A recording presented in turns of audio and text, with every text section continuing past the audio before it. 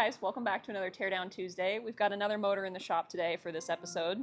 This is going to be a 408 that our friend Nick pulled out of his Caprice. He did not build this motor, he bought the Caprice with it in. Allegedly, this is a very low mile short block.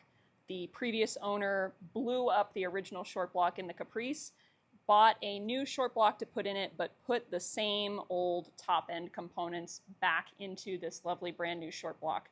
So we're suspecting that there may be a top end noise that was happening for Nick, some damage that might have occurred, and there's already some signs of issue happening in the top end that we can see. We'll pan over, we'll take a look. These intake valves are completely caked.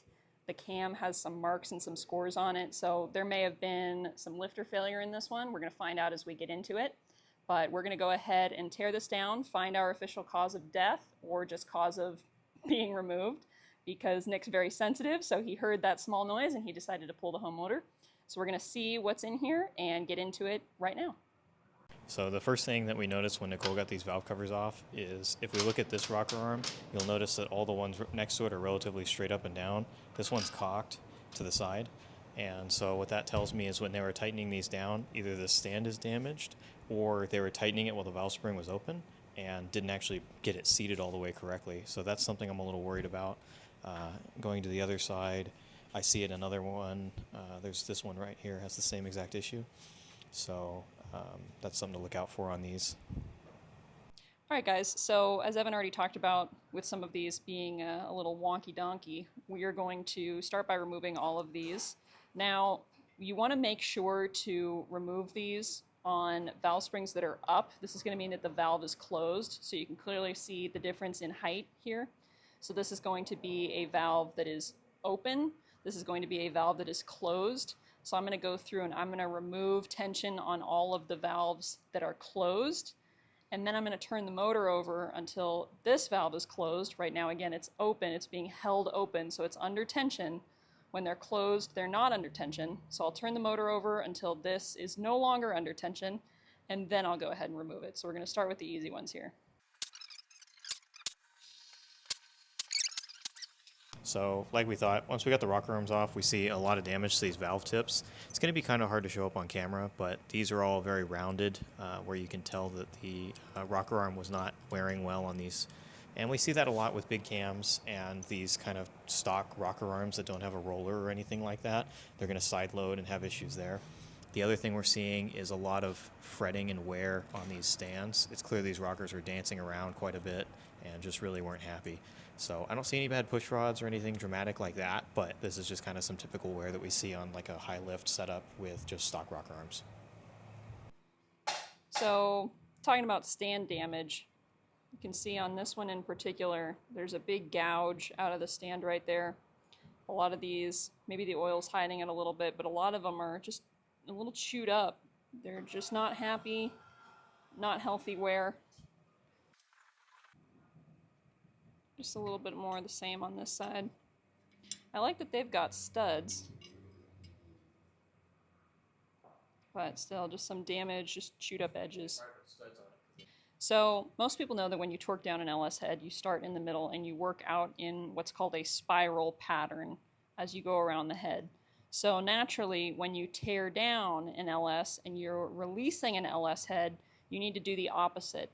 So I'm starting from the outside and I'm going to work my way in a reverse spiral pattern. So if I was going clockwise before, I'm going counterclockwise outside in. So here we go.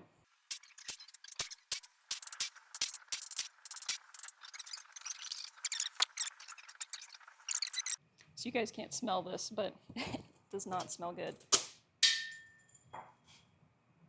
All right, that's fine. That's a cylinder head dowel. There's a couple washers in there from the head bolts. That's fine too. Let's get this on the ground. Get this head gasket out of here. God.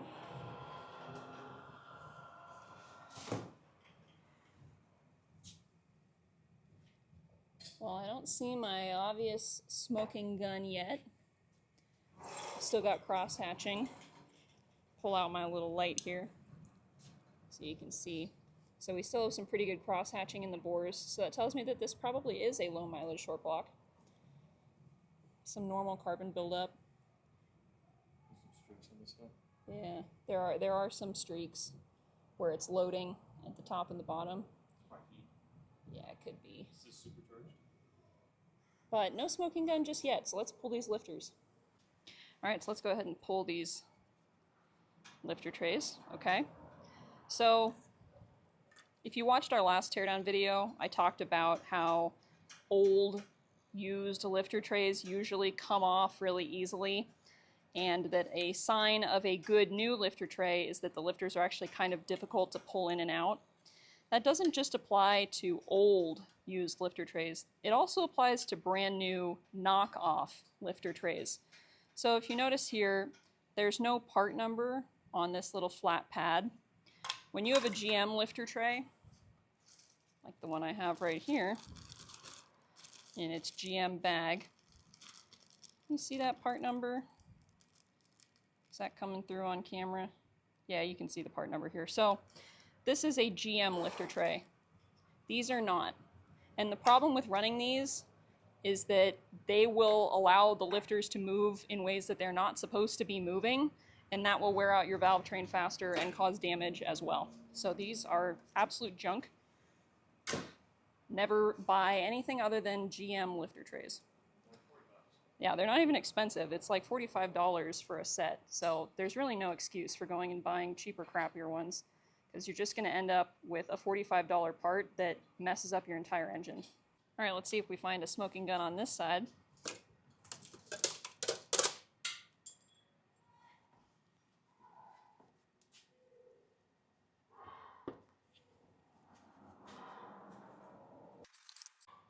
Looks about the same as the other side. Let's get those lifters out.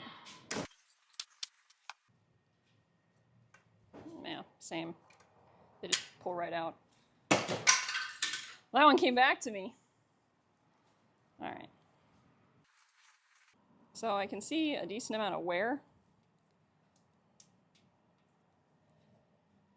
but I don't see anything catastrophic. Just a bunch of these lines and striations on them.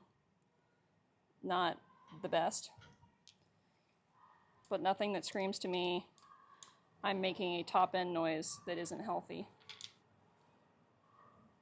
And obviously we will not be reusing these lifters, so I'm not as worried about how I'm handling them as I would be if they were brand new.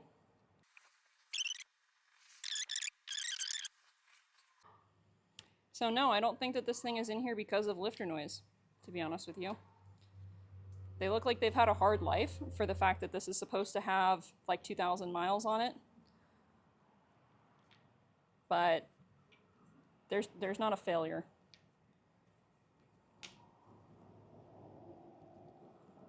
Just some marks. So we got the oil pump off and the stuff out of the way up here so we can see what's going on. And the first thing I'd like to highlight is that this timing chain is just way too loose. So that's something that really should have never been assembled. The other thing I'm seeing is they did a pretty poor job at pinning this crankshaft. And you can see if you look at this, if you come at this angle, you'll see it. But this has actually been moving a lot. And so we're seeing that where it's been fretting on the crankshaft here. And also this lower timing sprocket has a ton of damage to it, where this balancer's been moving back and forth like this on the crankshaft.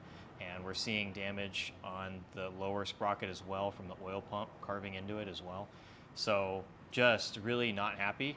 We see this a lot on supercharged cars, and that's why aftermarket cranks have a keyway in it. So this already has a cut keyway that really should have been used with a quality balancer. So we're seeing kind of the detrimental effects of not doing that correctly. So something that really we super love and enjoy is when people decide to torque this cam plate to 1,000,000 foot-pounds. And the problem with that is that that's just a Torx. It's really difficult to get a socket to sink into it in a way where that's not going to strip off and break. So we usually have to torch these when people do this. I think the Torx, what is the Torx spec on this? Like 25, 30? 25. And people like to send these to the moon, so it makes it really, really difficult to get these apart. Alright guys, so I went ahead and took all of the nuts off of the windage tray here. Let's see what we get. Okay, so right away, here's a major problem that we see almost constantly. You see all of these contact patches. If you'll notice, they're going to match up to some of our rod bolts. We see this so often. People build strokers and they don't get the correct windage tray for a stroker. They slap back on the windage tray that it came with, or they slap on a different windage tray that is not designed for a stroker. They don't clearance things properly, and your rod bolts eat into the windage tray. This had to have sounded bad when they were first firing this thing up. I'm sure over time it quieted down, but this is terrible. I don't know if it comes across on camera how deep these are, but these are nasty, deep gouges in this. And the problem with that is that the metal generated by this is going to go through your engine. It's right next to your bearings when this happens. So I'm expecting some pretty gnarly trashed bearings to come out of this thing based on how much metal would have come off this windage tray.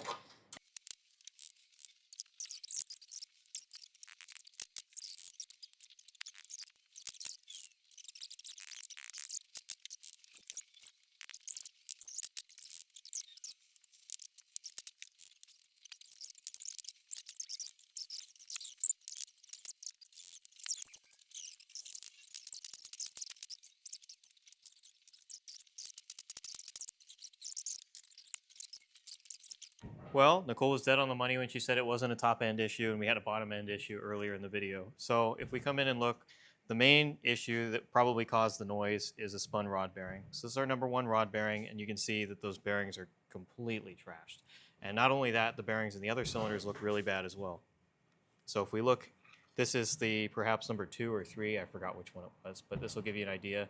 And if you look at the top, we actually see a lot of issues with detonating. And that's going to cause this spot that's worn right here. And basically what that is when the piston, when there's detonation, which basically means the air-fuel mixture is igniting before we want it to, what happens is that goes bang right here and hits the piston while it's coming up. And so what happens is that loads this bearing exponentially more than it ever should. And the oil film was not able to protect that, and that's why we see this wear spot right on the top. And that's on every single bearing. So I'm seeing an issue with the tune. Is that what caused this? No, I don't think so. This is just an overall oiling issue, considering we're seeing it across every single bearing in the motor. Not only did we spin the number 1 rod bearing, but we also spun the number 4 main bearing. It didn't spin. As you can see, the tangs are still on this bearing, and that's what locates it. So when these spin, you'll notice the tangs are actually gone on the rod bearing. And so when it completely spins, those tangs will, be gone. But when we took the crank out, these bearings were stuck to the crank, and as you can see, they've completely lost their press. These ones, you can see how this doesn't move, this doesn't move, this doesn't move, but this one is just completely loose, and you can see the upper bearing as well. And we're seeing a lot of damage on the crankshaft. So we're seeing just a lot of really big bearing issues. The first number 1 connecting rod is going to be toast because it's spun in the housing, and that damages this housing of the connecting rod right here. So that's not too good. And then if you come over here with me, I'll show you the crank. So we got the crank up on our stands right here, and the main areas that I'm going to be looking at are that number 4 main and the number 1 rod. So we'll start with the rod bearing because I already have the mic set for it. And you can see there's a lot of damage to it. Right here is the main damage point that I'm seeing. And if I go to measure this,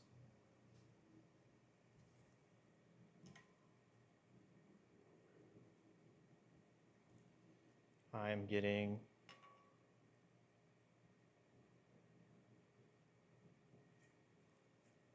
about 2.5 thou undersized, versus if I go to, for example, number 2 and 3, which have a lot of grooving and other issues going on, but they definitely didn't have a spun main bearing, or excuse me, rod bearing. So these guys are coming in at exactly 1 thou undersized.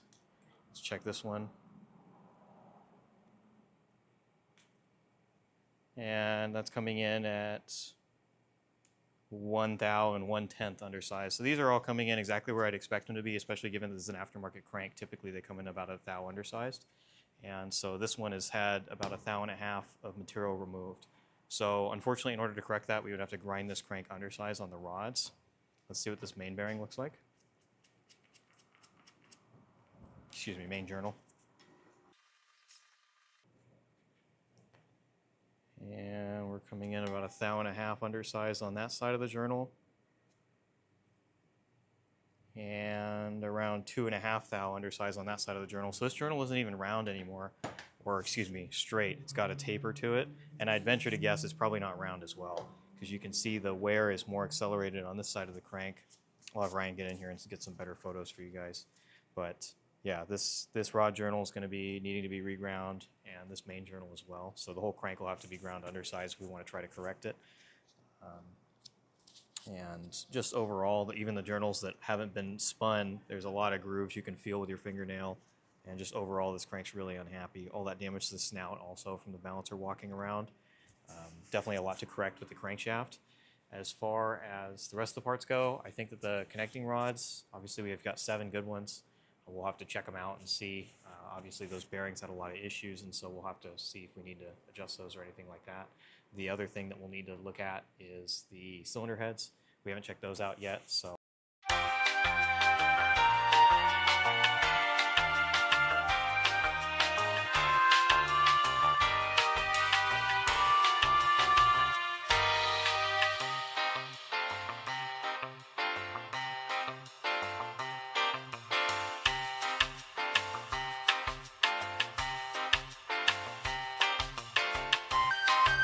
So Ryan got the heads torn down, and we're seeing a lot of issues here. So the first thing I'm going to notice is how wide this area is, where the valve is actually sealing on the seat, and these have grown significantly.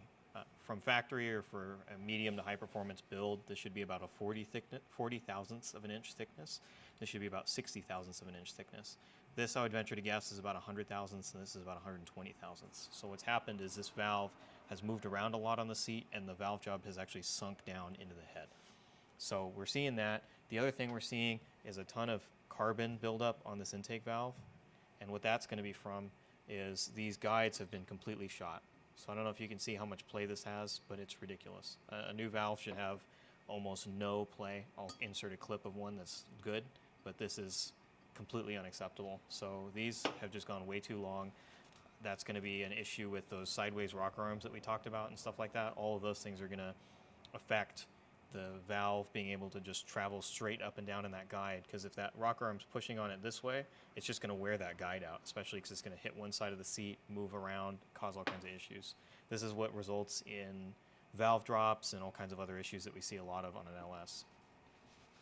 So to close out this video, I just want to recap some of what we found with this engine, some of the issues that we came across, some of the things that we saw.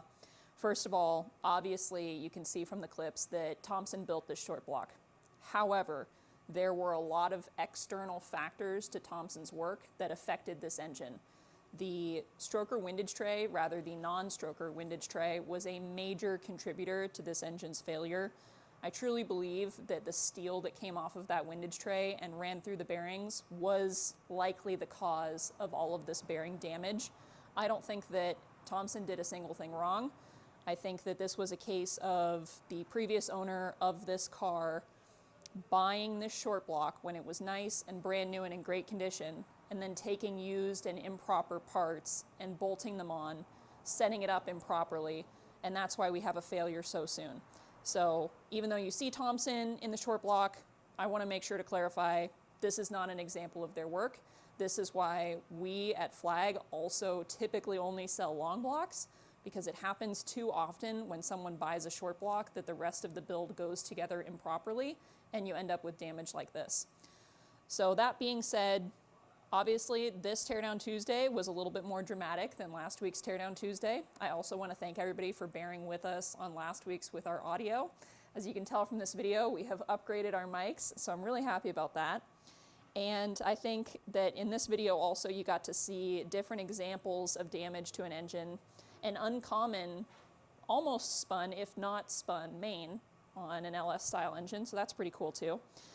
But going forward, we're going to continue to do this series, and we're going to continue to show what we come across in the shop. How we can fix and repair these things will be coming up as well. More videos to come, so if you have any other ideas that you want to see in videos, go ahead and drop them in the comments. But for now, this is going to be the end of our teardown on this 408. So see you next Tuesday.